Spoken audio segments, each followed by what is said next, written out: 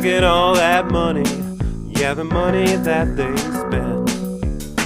Take another look now and take some time for hemp. I don't cut trees for paper, cause it hurts the environment.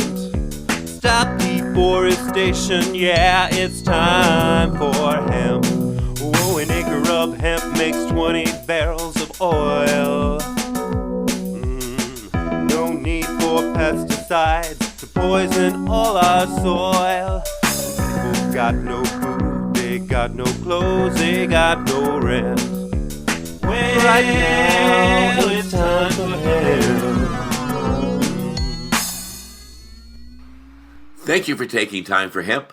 I'm your host, Casper Leach. On the program today, we are focused on the roots of medical cannabis reform.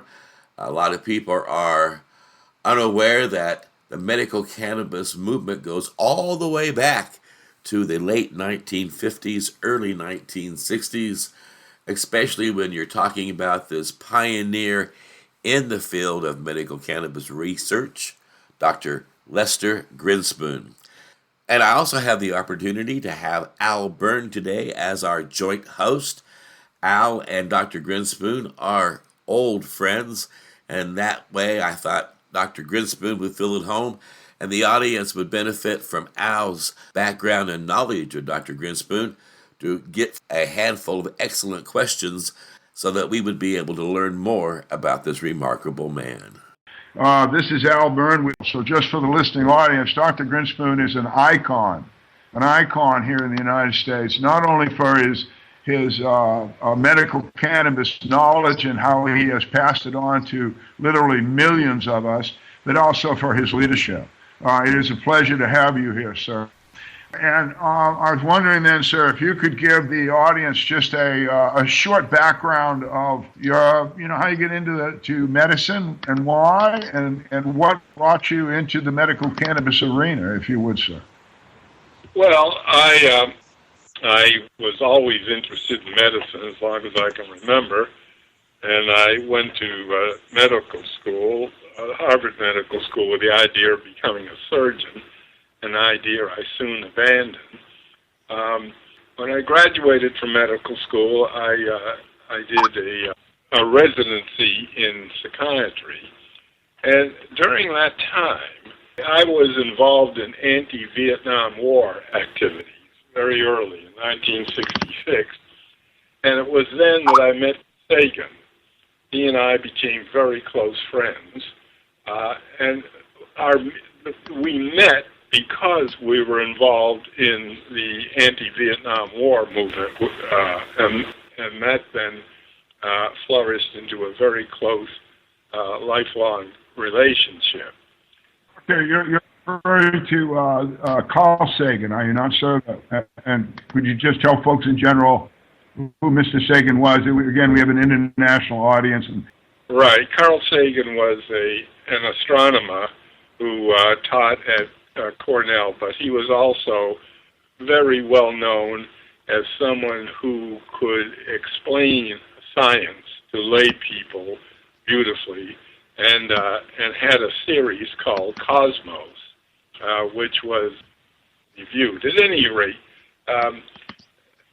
the point is, as we got closer, I became privy to the fact that he smoked marijuana. Now, I had never seen a marijuana joint before, let alone anybody who used them. And I was astonished, and I would say to him, Carl, you ought to give this up because it's very harmful. And he would take the joint from his mouth and hold it toward me and say, Lester, try it. You'll find it's harmless. And as I met more people in his circle, none of them unsophisticated, I would say almost all of them smoked marijuana. I began to question my assumptions. Where did I get the understanding that it was so harmful? Now, mind you, this was long before drug-free America and so forth. And it was clear that my understanding came from the U.S. government.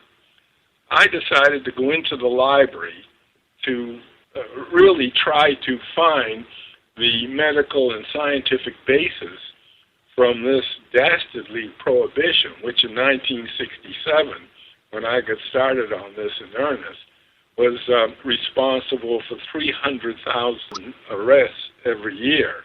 It peaked in 2011 with almost 900,000. That's 89% from mere possession. Most of these arrestees were young.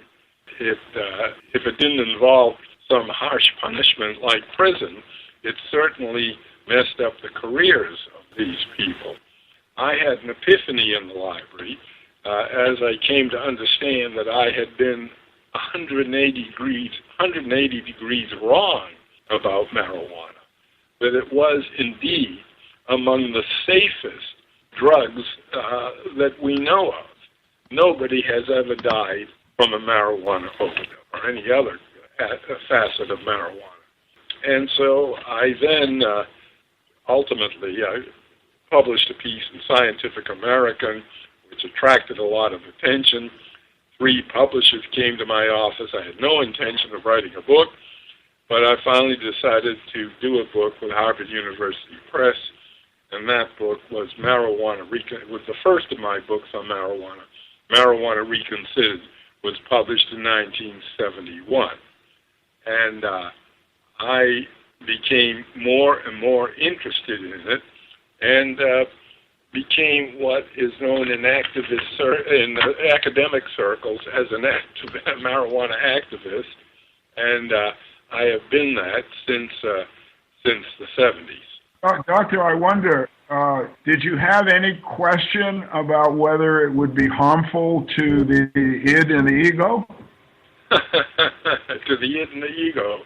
Well, I had no question that it was not harmful to the id or the ego. It might induce, the reason people use it recreationally is because they seek the slight alteration in consciousness that it provides, and it is in fact, I think it's probably the best of the so-called recreational drugs. It doesn't leave a hangover. It is not toxic, and it's a catalyst of sociability. So I think for all these reasons, it's accepted as a recreational drug. Now, I soon came to understand that there was a second purpose, and that is medicine. And the second book I did on this is called Marijuana, the Forbidden Medicine. And that came out in 93. There was a second edition. That was Yale University Press. Second edition in 97. And that clearly established it as a remarkable medicine which is very much underused for legal reasons, and also because allopathic medicine is the name of the medicine which describes modern Western medicine. Allopathic medicine has pretty much ignored it. I should also say that I thought, after I started using it myself, something I didn't do while I was writing the book, and I was, once I finished Marijuana Reconsidered, it was, I was asked to testify at many hearings in the Congress and around the country and court cases, and I correctly anticipated this while I made the decision that I was going to use it eventually, but I didn't want to use it because I was afraid that the people asking questions would ask, "Doctor, have you ever used marijuana?" And I wanted to be able to answer truthfully, no. And so, because I was afraid if I had used it and had to answer yes, it might be seen as something that could be used to undermine my testimony.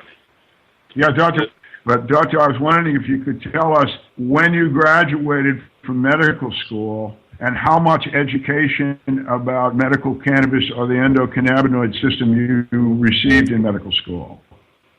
All right. Well, I graduated from medical school in 1955.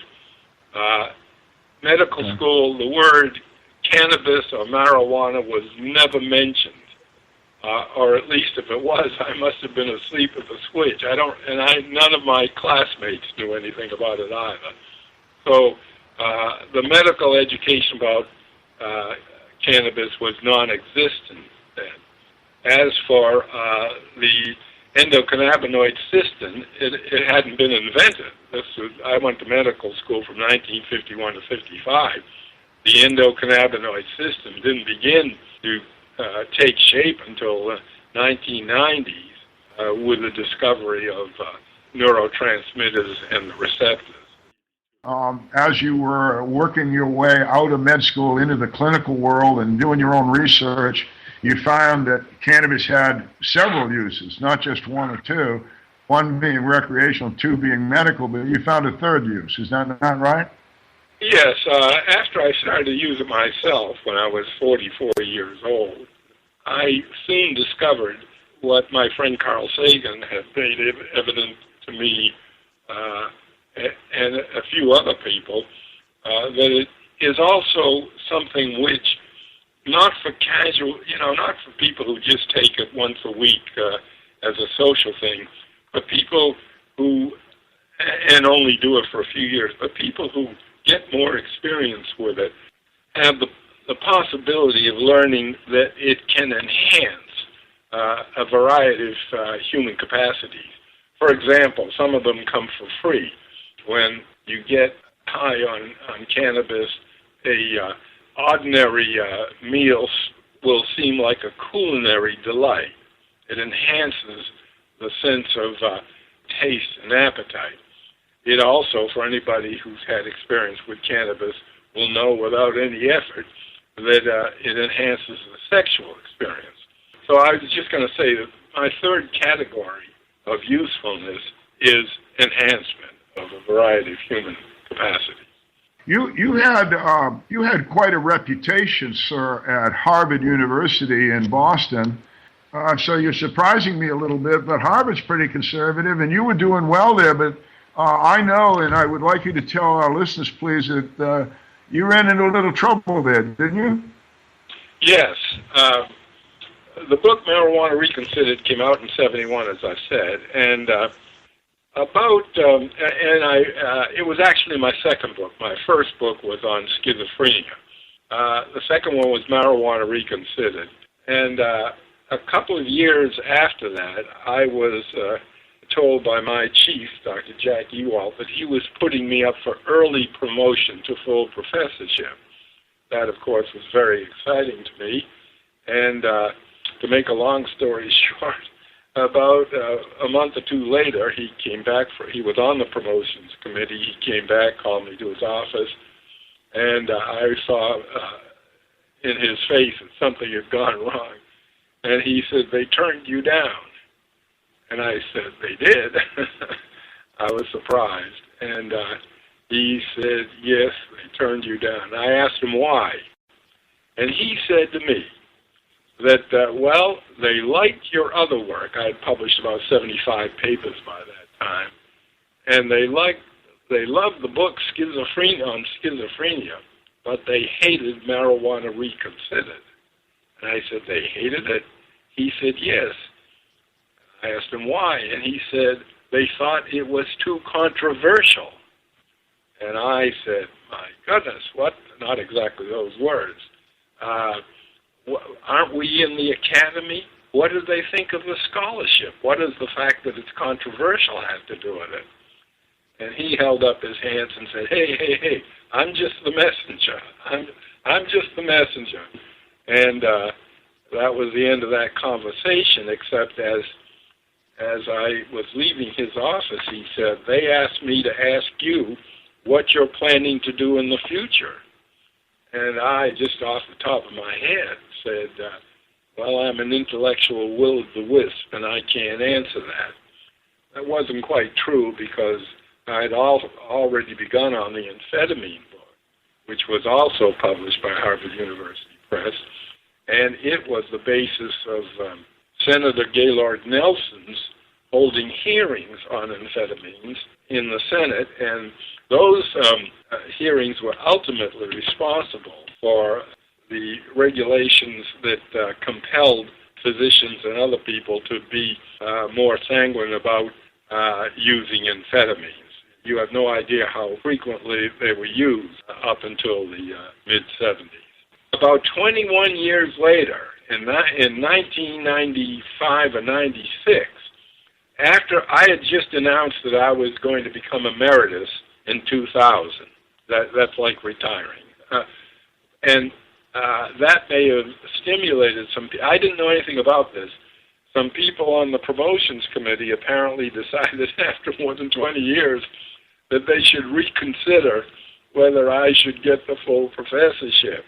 And then I heard, not directly from them, via the grapevine, that it had been passed, and it was up to my chief to sign off on it. He signed off, but the super chief at Harvard, who resided at another hospital and who had trouble with apparently with my book on psychedelics and a few other things, he refused to sign it, and after about 7 months said that, or after a couple of months, in the first of the year, he told my chief he was going to wait for the new dean to come to Harvard Medical School. And that was off on July 1st.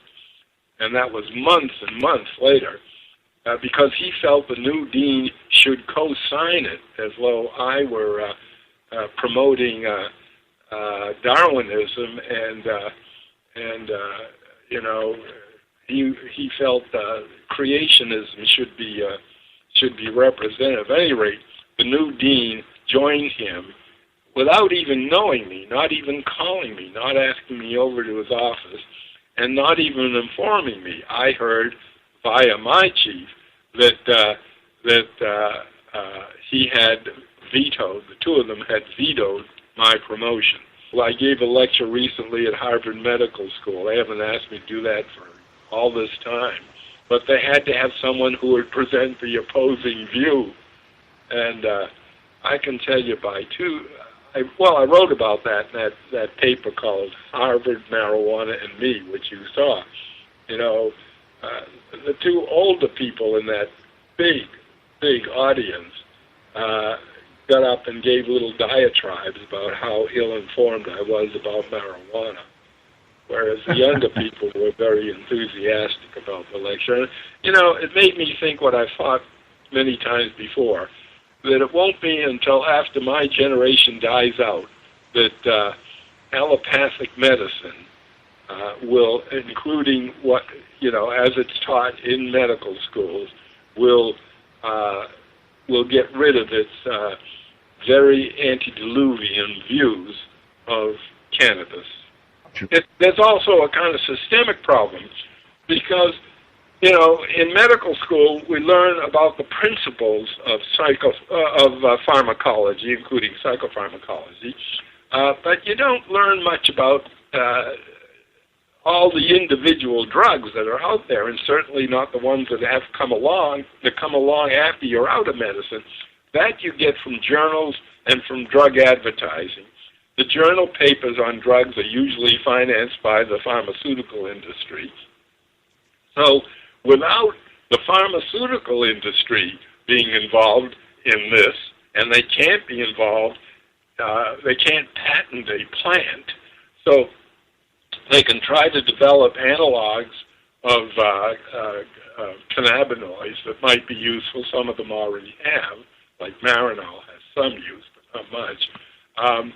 The doctors are used to getting their clues about new pharmaceuticals from the medical journals, which pass it on from the pharmaceutical industry.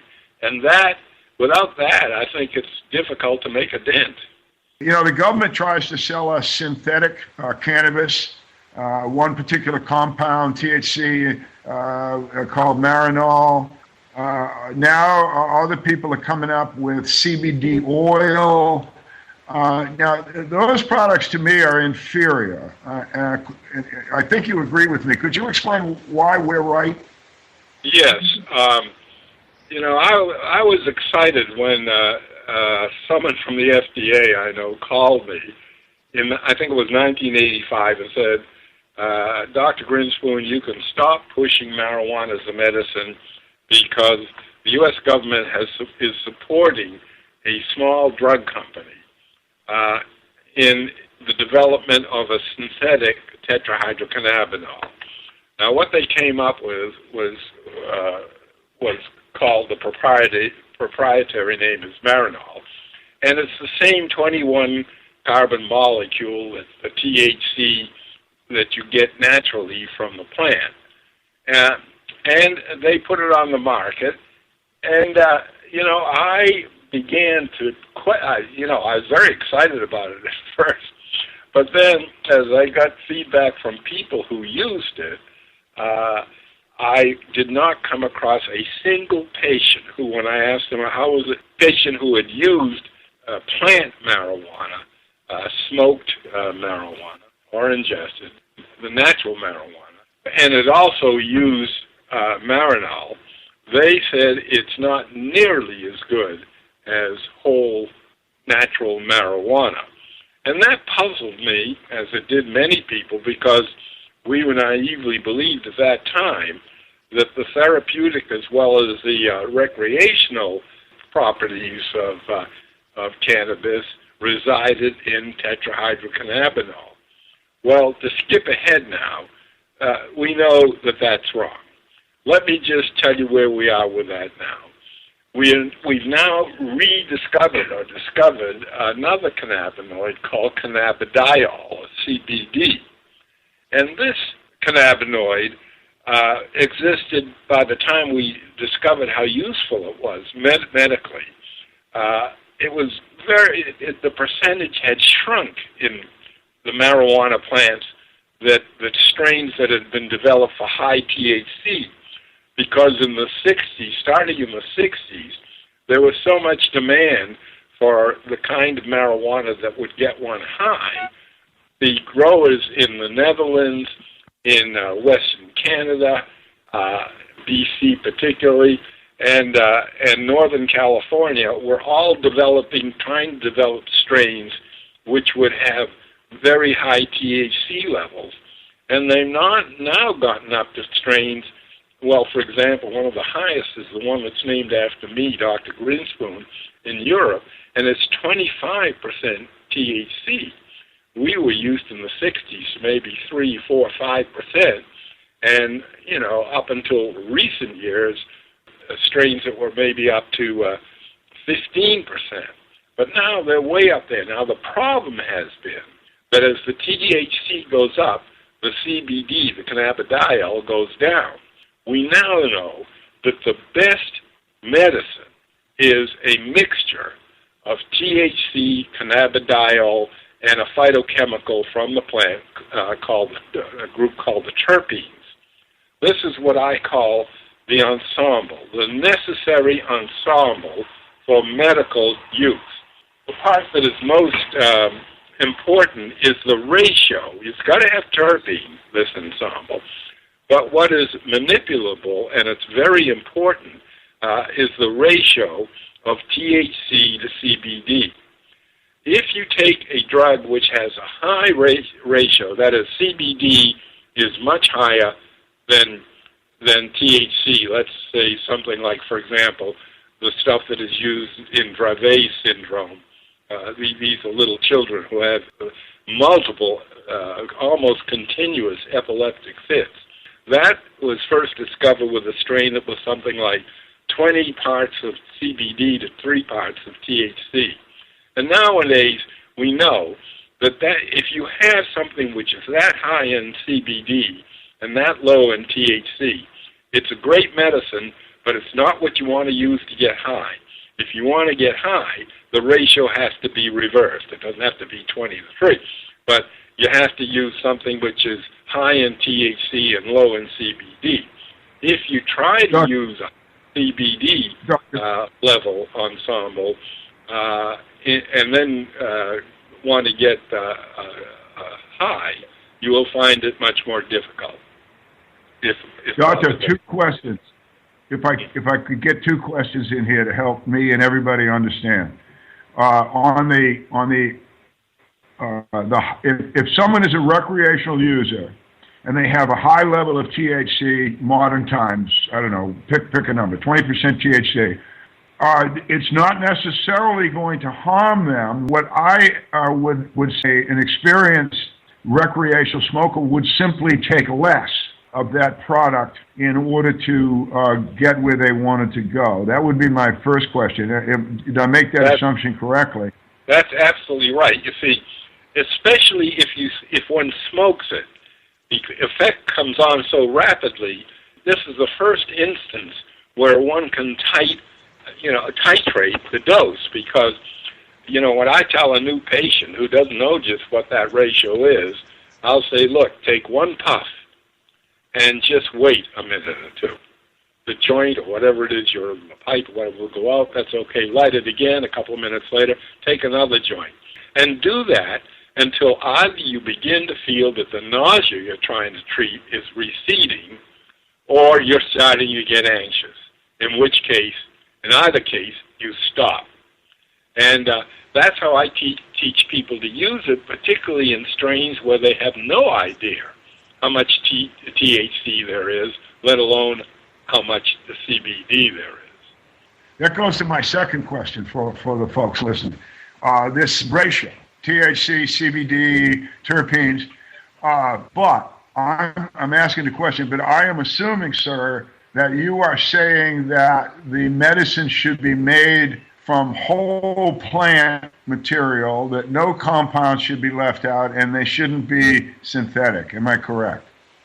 You're absolutely correct. I think that smoked marijuana, and there's no harm to smoking marijuana. That we don't even have to talk about, to the lungs. Absolutely none.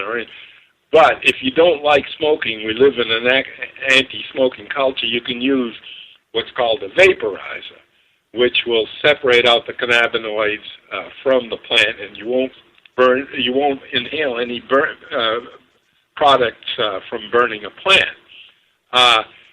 The important point is that only the smoking the bud or eating the bud will guarantee that you get the terpenes. With the oils, maybe somebody will come out with an oil that tells you exactly what's in it. But so far, I say that the ultimate medicine here is from the bud. And I think, for the time being, smoking either with or without a vaporizer is the best way to use it as a medicine or for anything else. Because even if you don't know the potency, if you're smart, you'll titrate it. So you get to know roughly how many puffs of this grass you should use to get the desired effect. People don't want to get higher than they want to get. They know where they want to get, and this is the way to do it. Similarly, as a medicine, people know when the nausea goes away or the pain goes away or whatever it is they're using it for medically, and they are the best judges of dose. And I think it's great that people can, doctors give you pills, but, they don't know whether they're right on target or below target or above target. With most of it, there's enough of a leeway in terms of the ratio or the amount that it would take to achieve toxicity. They err on the side of giving you more than you need, but not to the point where it's toxic. What's your take on the use of cannabis for post-traumatic stress? I think it is the best medicinal choice for people who suffer from PTSD. It's no accident that lots of the young men who went to Vietnam came back having discovered cannabis. It should be used routinely, but I've seen enough of these people to know they should be allowed to use this. It's a great medicine for PTSD. There are many myths about marijuana. One of them was the amotivational syndrome, and that is just what you call it, a myth. For example, I go back to my personal experience here because it's the best. Carl Sagan he was the hardest working man I've ever met. I mean, he was always working. He carried around a little tape recorder to record things that he wanted to write and so forth when he got ideas. And he was a user of cannabis, and he felt it was helpful to him. So I just don't. Cannabis can be used by people who are averse to work or can't figure out what it is they want to do with their lives, and without this kind of motivation, they sit around and they smoke grass, and people have in the past, at any rate, seen the grass as responsible for their hanging out ways, but it's not. Doctor, again, thank you for your time, and we'll talk to you again, sir. Dr. Grinspoon, it has been an honor, and Al, as always, it has been a joy to have you as a joint host here on the big broadcast, and I want to thank you for tuning in out there. Please share us with your friends, and remember, the next time you hear me, you'll know that it's time for hemp.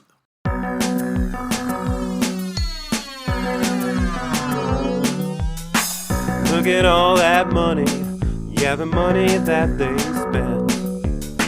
Take another look now and take some time for hemp. I don't cut trees for paper, cause it hurts the environment. Stop deforestation, yeah, it's time for hemp. Whoa, an acre of hemp makes 20 barrels of oil. No need for pesticides to poison all our soil. People got no food, they got no clothes, they got no rent. Right now it's time for hemp.